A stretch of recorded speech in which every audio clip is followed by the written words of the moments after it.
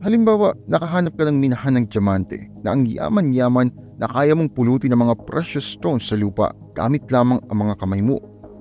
Isipin mo na napapayag mo mga big time at may kaya sa bansa na magbigay ng milyones para sa discovery na ito. Imaginein mo na nakalusot ka sa isang pinakagrabing scam na nangyari sa history ng Amerika. Ito ang kwento ng Great Diamond Hoax of 1872. Isang plano na ginawa ng dalawang magpinsan galing sa Kentucky, isang bag na puro peking diamante at isang lugar sa Colorado na sabi nila ay maraming gemstones.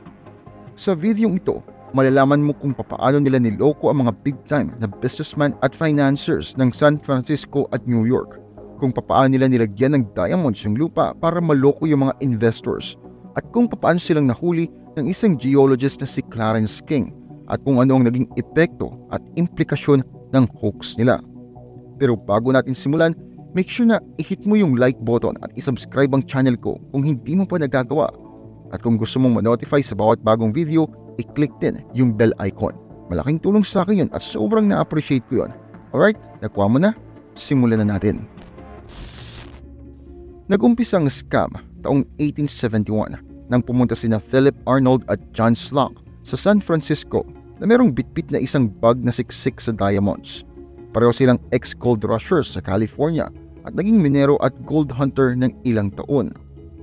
Sinabi nila na hanap sila ng isang lugar na maraming diamonds sa gitna ng kagubatan sa kanluran.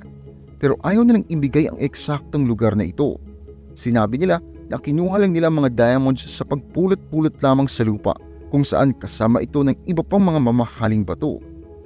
Nagdeposito sila ng kanilang mga diamante sa vault ng Bank of California na itinatag naman ni William Chapman Ralston, isa sa mga kilalang banker at negosyante sa San Francisco. Naintriga itong si Ralston sa kanilang kwento at gusto niyang malaman ang tungkol sa kanilang discovery. Pinakilala niya sila sa iba niyang kaibigan na gusto ring mag-invest sa diamond field.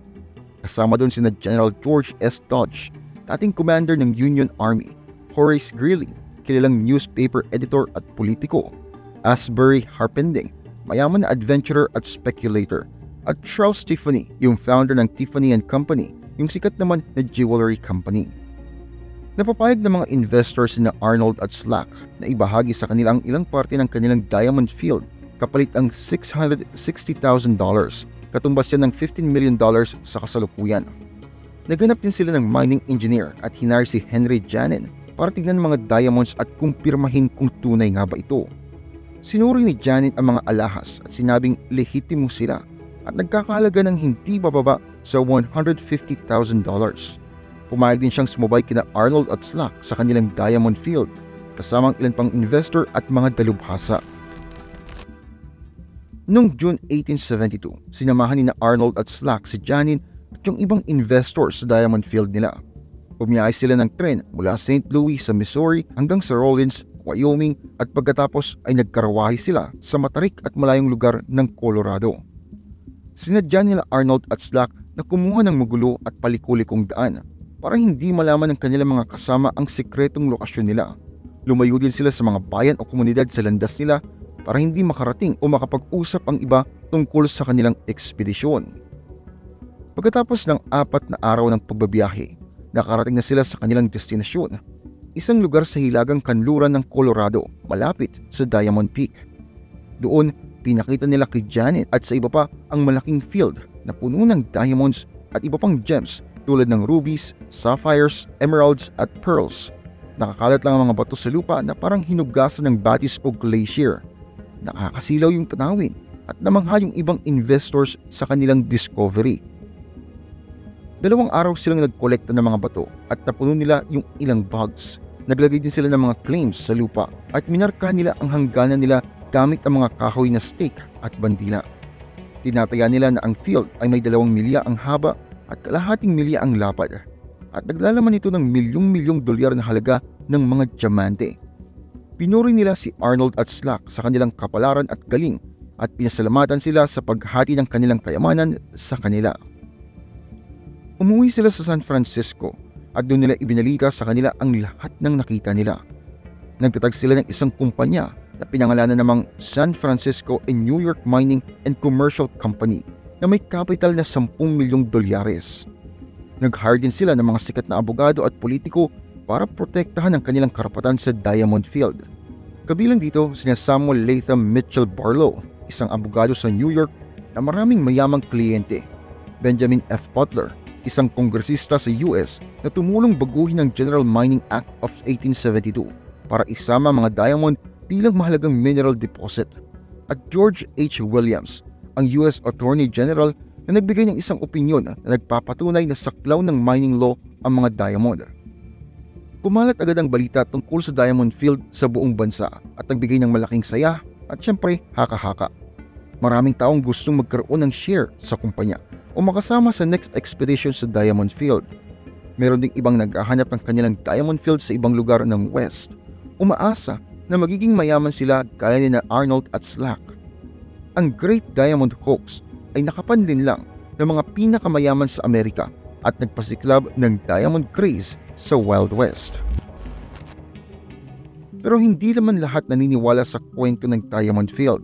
May mga skeptics at experts na nagdududa sa pinagmulan ng mga bato at nagtataka kung papaano nakaligtas sa pansin ang ganito kalaki at kayaman na deposito. Nagduda din sila kung totoo nga ba ang sinasabi ni na Arnold at Slack at baka nilagay lang nila ang mga diamonds sa field para lokohin ang mga investors. Isa sa mga skeptics na ito ay si Clarence King, isang bata at matalinong geologist na nag-explore at nag-map ng mga western regions para sa US Geological Survey. Nabalitaan niya yung Diamond Field galing sa isang kaibigan niya at gusto niyang makita ito ng personal. Nagdesisyon siyang pumunta doon. Hindi niya sinabi kay Arnold o Slack o kahit sino sa mga kasama nila. Naghanap siya ng guide at sinundan yung daan nila mula sa Rawlins hanggang sa Diamond Peak. Dumating siya sa lugar noong October 1872 at agad niya napansin ang isang kakaiba. Hindi galing sa lugar ang mga bato, kundi dinala mula sa iba't ibang lugar sa mundo. Nakilala niyang ilan sa mga bato na galing sa India, Brazil, South Africa, pati na rin Europa.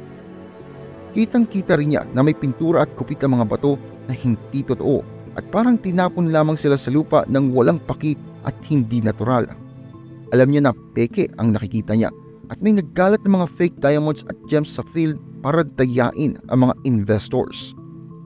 Nagdala siya ng mga sample ng bato at umuwi siya sa San Francisco. Doon, tinawagan niya si Janine at sinabi niya ang kanyang nadiskubre. Pinakita niya ang sample na dala niya at sinabi kung bakit iba ito sa mga nakuha ni na Arnold at Slack. Sinabi din niya na wala siyang nakitang volcanic o glacial na pwedeng mag-produce ng ganoong kadaming diamonds sa Colorado. Sabi niya, hoax ang Diamond Field at impostor sina Arnold at Slack. Nashock naman at napahiya itong si Janine sa revelation ni King. Na-realize niya na nadaya siya at nasayang lamang ang oras at pera niya sa walang kwentang negosyo.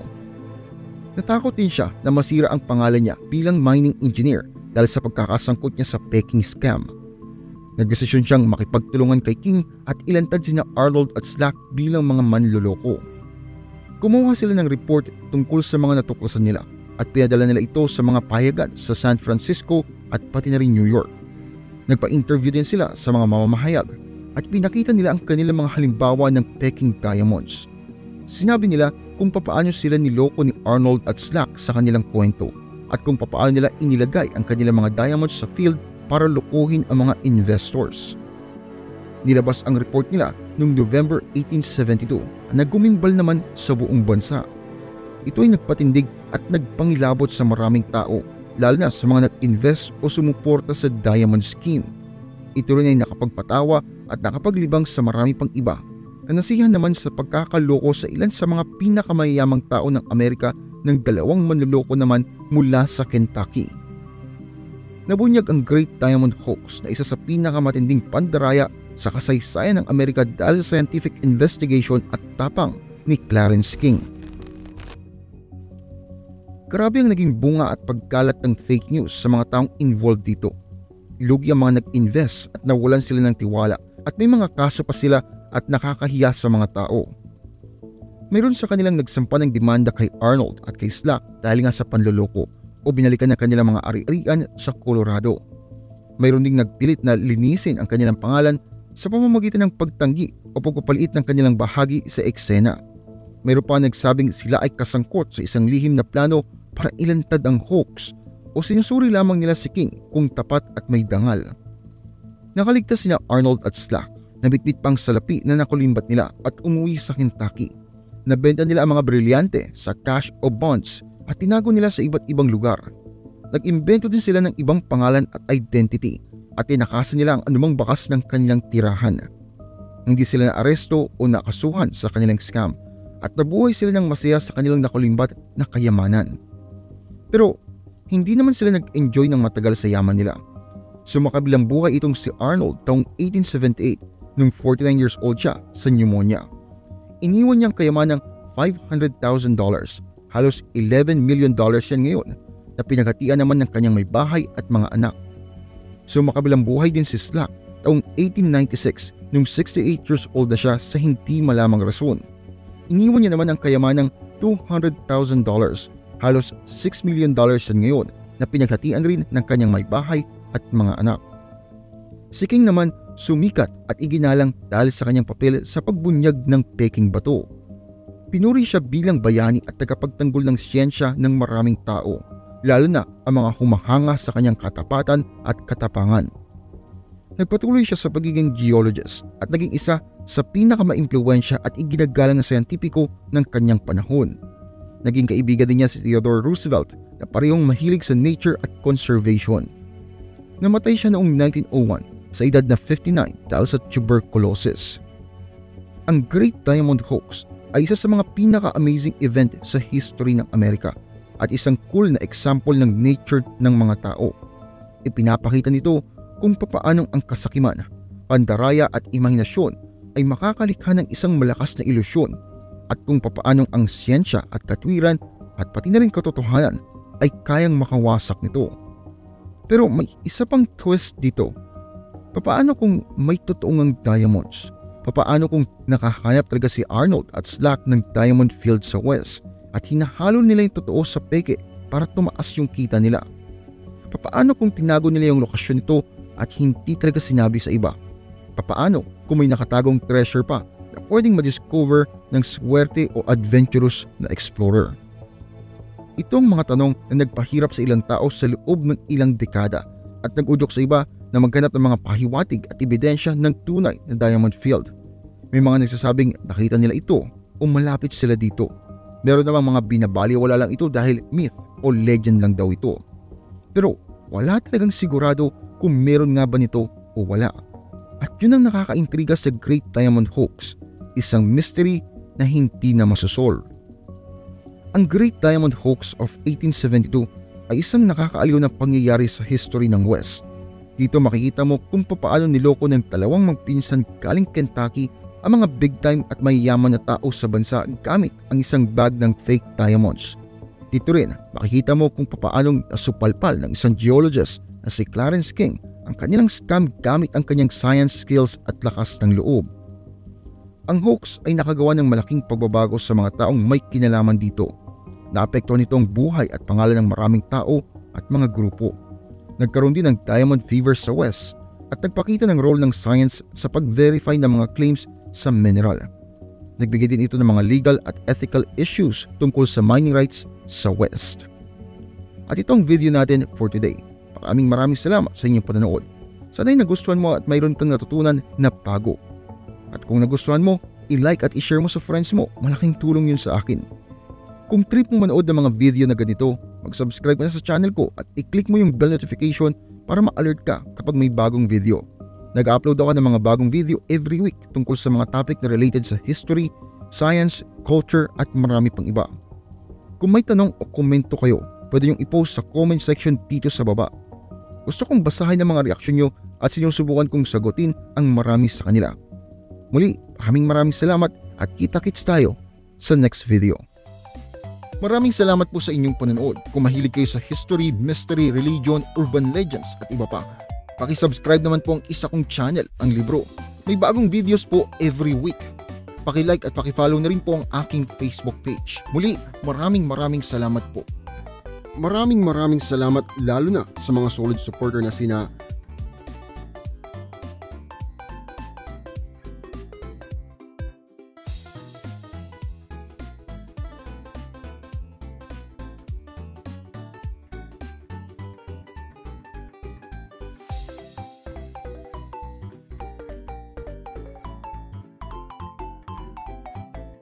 meron po tayong member content. Pakicheck na lamang po ang playlist. Marami-rami na rin pong nakalagay doon.